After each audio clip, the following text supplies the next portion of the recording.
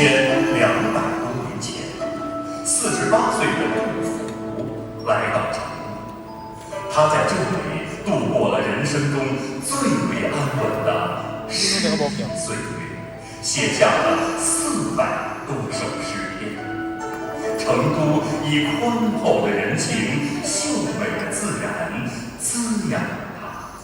他则用传颂千古的佳作，将成都从一个地理名称升华为文化符号，为这座城市注入了不可替代的文化灵魂与诗意基因。2017年，成都商报曾发起最美成都诗词评选，经市民与文化名人的推选，